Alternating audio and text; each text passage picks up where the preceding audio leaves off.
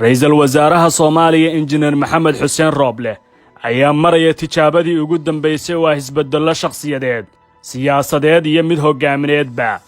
Rooble oo haya xilka wasiirka koobaad ayaa la kulmaya caqabado siyaasadeed oo isaga ka dhana. Dhammaantood waxay ahaayeen kuwo uu ka baaqsan karay ama qaab kaleba u maareyn karay. Dhacdooyinka uu soo maray ayaa ahaa inta badan kuwo ku timid habta hoggaamintiisa oo sida leexada hadba dhinac u ruxmaysay.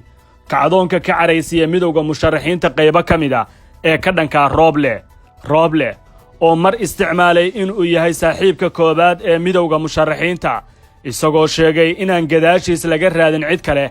Mar sidoo kale u muuqday nin la safar Deni iyo Madoobe oo isagoo dhabarka xijiyey saaxiibadiisa siyaasadda ayaa haddana wejiga ka dadbay mar kale Farmaajo.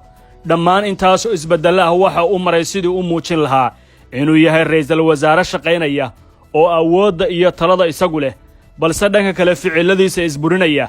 Mowqifkiisa siyaasadeed oo aan caddayn ayaa keentay in kooxdii aadka isugu haleynaysay inuu doorashada dhankooda xijiyo ay ka weyday wixii ay naawilayeen, waana ta keentay qaylada iyo dhawaaqa ka dhankaa ee maanta qarxay dhowr darafna ka yimid.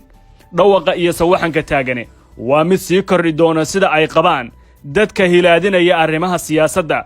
xooggiisu waxa uu ka bilaaban doonaa siyaasiyiinta lakoontada siyaasadeed ah. ra'iisul wasaare Rooble oo laba garab u kala jabi doona. Asalku waa in badankood kuraasta golaha shacabka ee laga bilaabay deegaan doorashada Galmudug ay ka arkeen ifafaalaha muujinaya in damacoodu uusan ka shaqayn doonin dhuusamareeb. Haddii ay hore raalli ka noqdeen in dowlad goboleedyadu qaataan awoodda doorashada iyo maamulkeeda, hadda oo fulintu bilaabatay waxa ay dhagaxtuur ku wajahayaan Rooble oo ay doonayaan in ugu yaraan u dhaho hadallo kooban oo kuraastooda culayska ka dejin kara. midowga musharaxiinta qayb ka mid ah sida ay horey ugu sumadeeyeen Farmaajo eedo iyo dhacdooyin siyaasadeed iyagoo kala saaraya xukuumadda iyo madaxweynaha ayay mar kale ku shaabadeynayaan Rooble isla arrimahaasi. Isdiidooyinka socda xaggee ayay ku dhammaanayaan? Rooble isaga waxaa guul siyaasadeed u ah in doorashadu dhaqaaqdo, dalkuna kala guurka ka gudbo. qaylo kasta oo ka timaada musharaxiinta hadda joogana uma uu joojin doono, sababtu waxaa istaagaya howlqabadka ugu weyn ee xukuumaddiisa laga rabo waa tubta doorashada.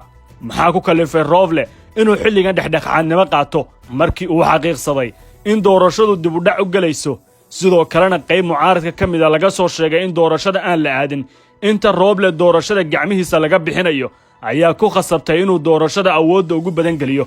waxaana meesha ka baxday dano isdhaafsi ku dhisnaa oo midowga musharaxiinta kala dhexeeyey ra'iisul wasaaraha. Rooble ayaa dhammaystay sanad xilhayn ah kaasoo dabeecaddiisa hoggaamineed lagu qeexay midaan dhaafiisnayn gacanta saaxiibadiisa xulafada iyo ologga kula ah ganacsiga ku dhisan dheefta dowladnimo. hadda waxa uu taagan yahay gebi dhexe. dhinacyada siyaasadda Soomaaliyana waxa ay u arkaan inaan aaminaad lahayn. qaybtood ayaa ku fasiray inuu yahay siyaasi hoggaaminta ka jecel hagardaamaynta, waana fasirka saxda ayay leeyihiin marka la eego sida aan kala harka lahayn ee uu xafiiska xukuumadda uu isku isticmaalay gacmaha saaxiibadiisa. sida ay hadda xaaladdu ku socoto, qaybo badan ayaa ka hor imaan doona oo ku wajahan midowga musharaxiinta, gaar ahaanna siyaasiyiinta ay isku deegaanka yihiin oo durba laba saf u kala jabi doona. shirkadda Somnet Export ee ku taal dalka India waxay ku soo dejinaysaa khamiisyada, shaararka iyo saraawiisha, kabaha, isberbaarka bajaajyada, dawooyinka. faahfaahin kala xiriir nambarada shaashada kaaga muuqda. madarasada Darul Istiqama oo uga barateen barashada Quraanka Kariimka ah kana qalin jabisay dafcadii 10aad waxay hadda idin soo kordhisay online academy oo ah qaab casri ah oo uga baran karto Quraanka adigoo jooga gurigaaga. meel kasta aad joogto waad noqon kartaa ardayga Darul Istiqama. wixii faahfaahintaas dheeriya kala xiriir lambarada iyo gmailada shaashada ku qoran. Darul Istiqama daarta cilmiga.